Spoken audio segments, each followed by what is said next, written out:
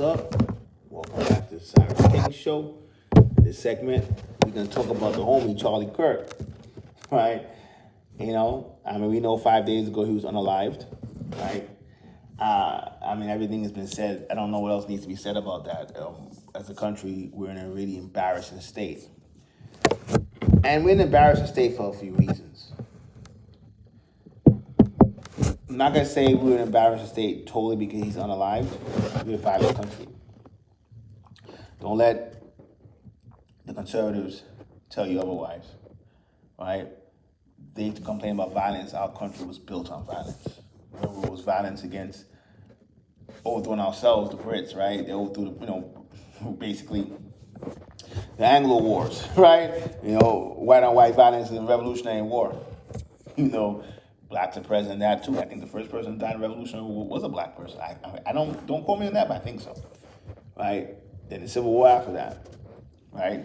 I mean, do we have to go through all the assassinations? As much as people tell you Charlie Kirk was unalive because, I mean, he was, he just for words. I mean, Martin Luther King was unalive, right? He was trying to bring people together. Let's be real. This is a violent country. This happens. Doesn't make it right, but just look at the pattern of our history. It's just kind of common. Just saying. Right? We've had Abraham. We've had presidents that has bit the bullet literally. So when we come in, and the whites would say, "Oh, Charlie was a nice guy. He was a family man. He was this. He was that," and he got unalive for his opinions. I mean, people get unalive for their opinions all the time. Doesn't mean that is right what happened to him. I definitely don't think it should be celebrated. I think we have to allow people to have their own opinions. But at the same time, if I come out here and I come with the fire, I have to be prepared for the blowback. That's just being real. And if you don't think that, you're naive. And this is probably why we got to this point, because we are naive as a country.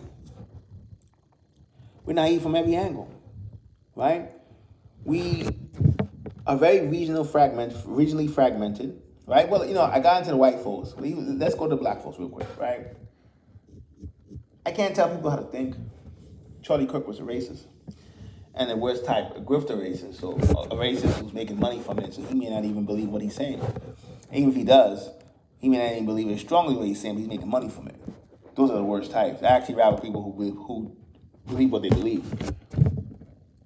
But at the same time, we act like being a racist is the same thing as being a serial killer. Or the same thing as a person in control of policy, a person in control of foreign policy, and we kill 1 million Iraqis. Or we allow children to starve, right? And I don't even want to get into that Gaza, all type of stuff. I'm just giving an example where we would, as black folk, we would equate that as the same. When, if it's a racist who's actually physically harming people, then I can see it. But if it's a person who has racist views, he has racist views. That's life. Now, I'm not telling black folks to actually feel bad for them. I'm just telling you that's how the world works. And when you don't understand that, and then you take the stance that you take, you're just making them bigger. If you hate them, you're just making them bigger. Right? Because the same way how he wasn't prepared for the blowback for when he comes that strong on the topics he's talking about, when you go at somebody who's loved by at least half the country, and you go to them that hard, you're going to just make them stronger in memory. So then that's just not a thought-out plan. But I get it. We're an emotional country. We're such an emotional country. I think that emotions has broken us. A lot of people have an opinion what America is. And I say an opinion what America is because, America is 48 continental states, 2 states that's not totally connected to the 48 states land-wise, Alaska and Hawaii. We got a whole bunch of territories. America Samoa, Virgin Islands, Guam, Puerto Rico. No, I'm missing Virgin Islands, Could be missing somebody, but we got a lot, right? We got territories. We're a big country, huge. That's not even including on the low. We're like a hidden Soviet Union where we had the Monroe Doctrine. And we say, listen, you build anything in this hemisphere. You build a base in Argentina, that's like attacking us. So realistically, let's be real. I mean, we in Venezuela trying to overthrow the government, right? Let's be real. Caribbean, Central America, South America, it's ours. When people look at Trump, he represents a power that's going to start paying attention to the regional politics again, like how it was in the old days. I'm not saying that's right, but describing America, complex nation. We go from Mormons in Utah, right, who are like Christian polygamists, to Maine, Vermont, New Hampshire, right? Folks that may have been here since the beginning of the country. They didn't leave. They still in those regions. And they have their own lifestyle, right? Say socialism to them, they don't get as finicky. Then we go to the Great Plains, the Nebraskas, the Wyomings, the Montanas, the Dakotas, different lifestyle. Be more sufficient. Think in Wyoming and Montana, there's more cattle than humans, right? And we know about,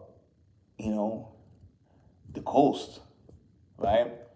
The coast ran the culture for a long time. New York business, in the early days, and blacks culturally, entertainment-wise, especially dominant culture in America. You can't even argue that. Even the music that is not associated with black people created it, right? So at that time, give the South its props from the beginning, in Harlem to Oakland, right? Dominant. The South was always there because the South was where they were before they went to those places, and where they never left, and where they're returning, right? So black folks have been here, have been, like I said, America. I've always said this. It's really three races. The whites, right? You could go Anglo-Saxon, Scots-Irish, or just regular Irish and regular Scottish, but Anglo-Saxon, German underrated, right? I think there's more Germans than any one of them, but for whatever reason, that gets lost in the sauce. But I digress, right? Blacks, natives. Natives is the one that people kind of underestimate. Natives are still here. And like I said, this is a free country.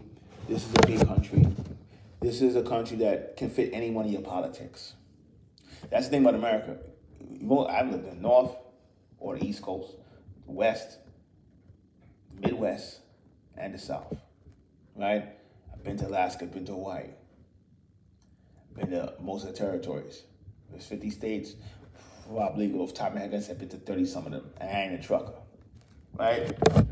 So I know America, right?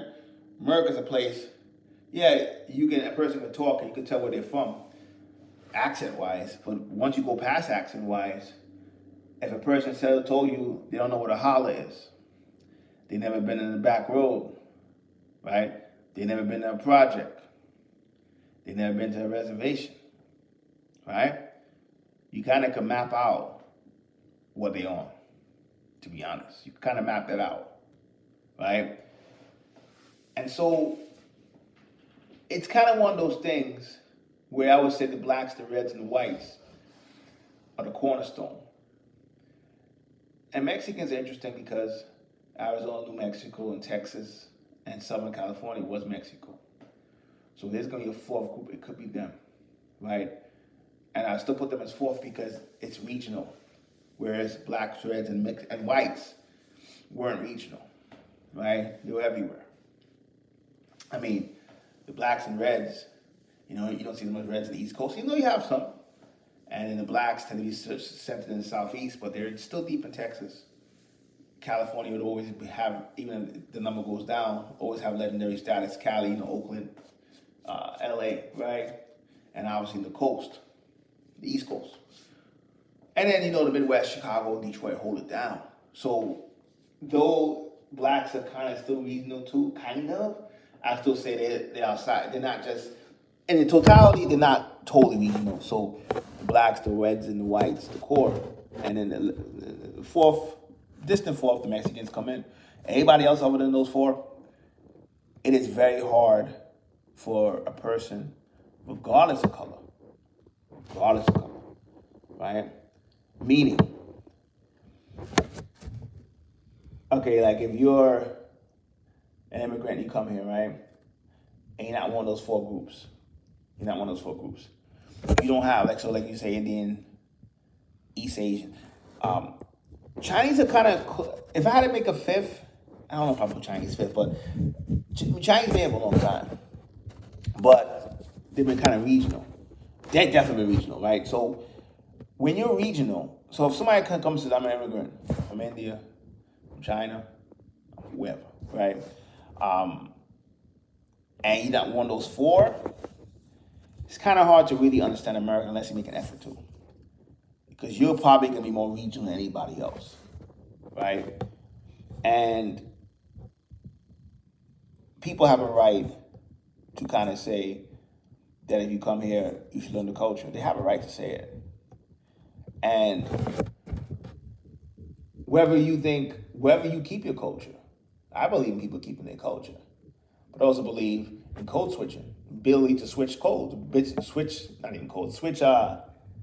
switch lanes. Like, you come from someplace else, you can still keep your traditions, but still know this country, right? And the reason why I say that is because when you accelerate, and I say this I say this as being I'm in a unique situation because I'm a son of immigrants, mostly from the Caribbean and to some extent South America. But I've also had, family from Georgia who are from Georgia, never left, and the ones that did leave went to the Caribbean, right? And they went to the Caribbean, and it was free men. They went to the Caribbean, Puerto Rico, Trinidad, and we call them Maricans down there, right? And take away the A, right, and the M, like Maricans, right? And what's the word I would say? So I can come from the immigrant perspective and come from the American perspective in the 33-ish states, many of the territories, lived in all four regions, right? So I kind of am always the buffer between both sides, right? Could go Caribbean, could go South America, right? I lived in the two biggest cities, New York and LA. Now I live in the Appalachian Mountains, right? So I know what a project is, I know what a holler is, right? Been in the subway, I've been on back roads. Just saying. And, and also I'm, even indigenous wise, like, well, people have to kind of go into conspiracy theories about, not even conspiracy theories. They have to kind of go into if they were indigenous or not, who's the first indigenous. I got Carib blood straight up. I got family that's Carib. Straight up. Cousins who got their Funa, that's related to the black Caribs. Or you might as well say they are black Caribs, right? I fucking traveled. I've been to fucking Siberia. I've been to fucking Northern Canada, right? Dated freaking, First Nation chicks, right? For people that don't know what that is. So, like, I've been to reservations, right? So, like, I can relate to a lot of different people. And, like, this country is multi-ethnic. It always was. And so when when some people say it's a Christian country, when some people say it's a capitalist country, it can be true, and for the most part it is. But even that's complicated. Because what most people don't realize, the first Muslims who came to America were black. Forget the Moors theory. Even as slaves, when the Africans came here, they were either, their religion was African traditional religions, and to a lesser extent Islam, and to a real lesser extent Judaism, but that's really less extent, right? And then they converted to Christianity. So the first Muslims were blacks here, right? And so it's always complicated. It's always been complicated. It's not, because when you say Christian, I mean, most people who saying Christian, I mean, come on, you got Christians who tell you Catholics ain't Christians, right? You got Christians who, Christianity was always multi-ethnic. So you got people who will say, oh, slave trade, they converted people, they forced people to be Christians. Yeah, but the other side of Africa, Ethiopia, Eritrea, if you count Eritrea as a separate country, who may not have been at the time, the first 4 or 5 countries to adopt Christianity, 2 of them were black, Ethiopia and Eritrea, if you want to count Eritrea separate. And then Sudan was top 10. It wasn't top 5, it was top 10. So blacks were there for the founding of Christianity. And that doesn't mean the African traditional religion shouldn't be celebrated. What it means is, it's complicated, right? When the elites came in, when a European come in, and they'll say they're French, they'll say they're Dutch, they'll say they're German, they'll say they're Italian, they'll say they're Greek, right? When America comes in, we say we're white, we say we're black. The elites wanted to make sure, keep people divided, so they accelerated the racism. Oh, trust me, Europe is racist as fuck. And Europe hasn't really come to grips with their racism, so now you see them more in everyday Europe now, right? But getting rid of the tribes, getting rid of the nationalities, and just saying white and black made it easier to control. It put classism under the rug, right? So now we'll sit here and fight about what gender is using this bathroom, and we have to stop the communists and socialists from taking over America, and we let the elites just run and do whatever the fuck they want, right? When you got 55% of people who can't even afford an extra, what is a $500 bill or $1,000 bill for using a credit card, rising homelessness. If student loans, if you say any of those things, they call you a communist or socialist. And I don't think socialism works in a country like this with different lifestyles. I think socialism works in a homogenous country. But if we don't talk about everyday problems, and then the socialists are pretending, or not even, they could be delusional. I think they have, I guess it's not going to work here, but they could be delusional and think they have an answer, right? You think people are not going to listen? You could brainwash the people who are like 50, 60 years old. You think the young ain't going to listen? Young people are fucked up. Their future's done. Of course they're going to flock to that. And you don't know that? You don't realize it? You haven't even studied economics? Like, have you studied what socialism, what communism, what capitalism is? Most likely not. Most likely you're just repeating talking points. It's just the way it is. You're just repeating talking points. We're about to have a techno-feudalism like we've never seen before. And you got people still talking about socialism, communism, and capitalism, and blah, blah, blah. Like, we're going to have these tech lords that are going to have more power than we've ever seen. And we can't shift for the future, where we're losing the technology battle, where the Chinese dominate in some aspect of tech. Cities falling apart. We send National Guard to cities, right? That's going to fix the problem. When in truth, I think we got to look at it. We have to accept what it is. America is a most people never been around this shit. Never been. They have conspiracy theories about Freemasons, or they think about Freemasons. The past Freemasonry in 2025 is not the same as Freemasonry in 1725. But if the Freemasons had thought about this country, they looked at it as New Atlantis, right? That's what it was. It was an idea. And because of the idea, there were elements of it that weren't perfect. Obviously. Whether we wiped our indigenous population, whether we brought slaves in, whether after slavery we then had Jim Crow and all kind of crazy stuff. We have problems, right? For sure. But at the same time, that doesn't negate the fact that this was the most powerful country to ever exist. The pharaohs, in their best day, couldn't have this. Wish they had this power.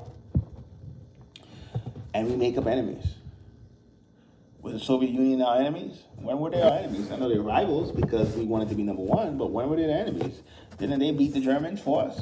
We dropped the bomb in Japan, but didn't the Soviets beat the Germans? Just asking, right? The last war, World War II, other than that, it's competition. When we talking about we got to compete with China, are we competing or we got to go to war?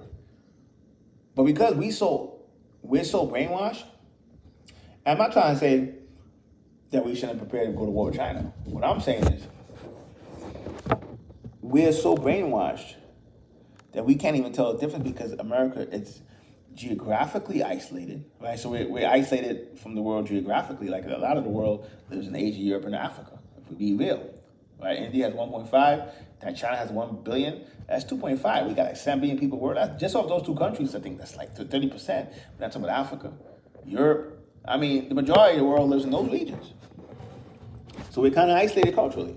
You go to Germany, Italy, France, Belgium, right, Austria, you could just take a train, boom, boom, boom, boom. Right, Switzerland, you could take a train, boom, boom, boom. You can't do that here. Most people here don't even know what Canada's like. And we're right next to Canada. Right? If they know what Mexico is like, they don't know what Southern Mexico is like. They know what Northern Mexico is like. Just saying. Same for the Mexican homies, Southern Mexico is where it's at. But that's a whole other story, right? So the thing is, we allow elites to kind of, every 4 years, our regional identities get absorbed and becomes red and black, red and blue, just like the Bloods and Crips. It becomes red and blue every 4 years, or every 2 years midterms, or when a cultural war happens, right? So when Charlie got unalived, that was a culture, that initiated a culture war. Where both sides don't realize, listen, when half your country is one color, I'm talking about blue and red, the other half's another color, there's no winner in that. You could come in and make scenarios and talk about, we're in the South, right? And in the South, and you're kind of like, the North or the East is weak, right? Like the Civil War, and you forget you lost the Civil War. I'm just be honest with you. You lost the Civil War, and they have more international contacts. I'm just saying. Even if you were tougher, it's one thing to take Maine, it's another thing to control Maine. And when that January, February comes in, ain't no Southern armies able to control that. Hold it down, I should say. Hold it. They could take them. I'll give you that. But to holding it is a whole different territory. I mean, didn't the Germans, when they say the Russians beat the Germans, who beat the Germans? It was the Russian cold. America's a vast place. It's too big for one group to control it. Especially when you talk about this fake civil war that you have in your mind. In the end of the day, the country might be too big, might be too far gone to save. But you can save yourself. You can save yourself, you can save your family. And if you your family, you can help your community. If you live in a city, which most people here when I say they live in a city, I don't know if you can be helped. But like the places like I'm in Appalachia, places where people move to the Ozarks now, right? But if you're in even a suburb, it's possible. But in the big city, I'm not sure. I hope so, but I'm not sure. But you can start where you at. And like I said, yourself, your family first. Allowing people to drag you into culture wars is just counterproductive. It's counterproductive, and I'm gonna be honest with you, it's not smart. Because the culture war is designed to distract you from real problems. And there are a lot of real issues going on, right? There are a lot. Education system is not as good as it used to be. Why go to college if you're going to be $100,000, $200,000 in debt and may not even get the job you want, right? We have bad food. We're in wars that has nothing to do with us. We got elites at the top who, and when I say elites, I don't have to say I think rich people should exist. I'm not saying that. What I would say is there's a gap where, and you all Latin America, the rich fear the poor.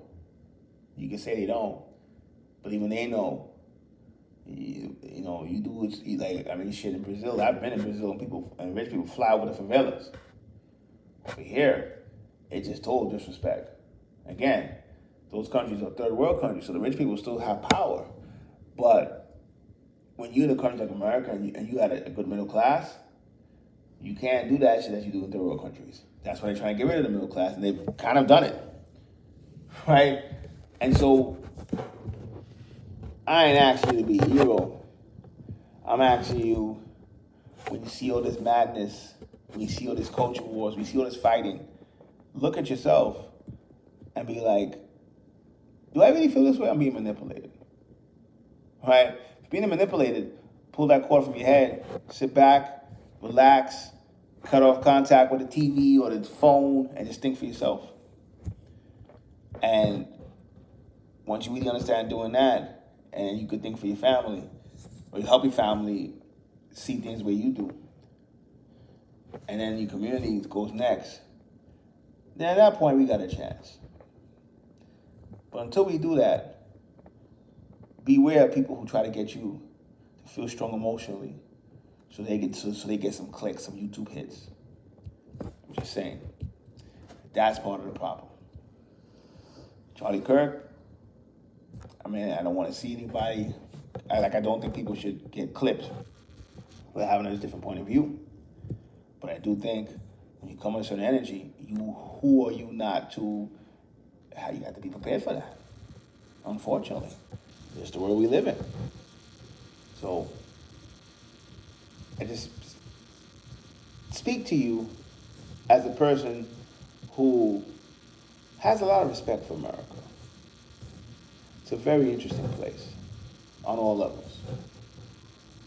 And it's a place that still has potential, but we're in dangerous times. And if it has potential, we could easily go down a cliff if we continue going the way we're going. Siris King, till next time.